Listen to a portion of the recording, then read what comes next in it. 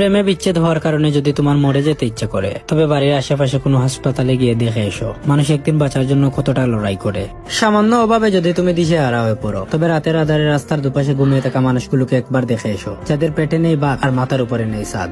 যদি তুমি কালো হওয়ার কারণে নিজের মুখ লুকিয়ে বেড়াও অন্যদের কাছ থেকে, তবে অ্যাসিডে জ্বলছে যাওয়া মানুষগুলোর দিকে তাকাও, যারা নিজের সেই জ্বলছানো চেহারা নিয়েও সমাজে ঘুরে বেড়াচ্ছে অবলীলায়। মেয়ে না হয়ে ছেলে হলে ভালো হতো, কিংবা ছেলে না হয়ে মেয়ে হলে ভালো হতো। যদি এরকম মনে হয়, তবে আমাদের সমাজের তৃতীয় লিঙ্গের, যাদেরকে প্রচলিত ভাষায় হিজড়া বলে, তাদের দিকে তাকাও, যারা নিজেদের পরিবার থেকে বিতাড়িত হয়েও জীবন চালিয়ে যাচ্ছে সমাজের সাথে তাল মিলিয়ে।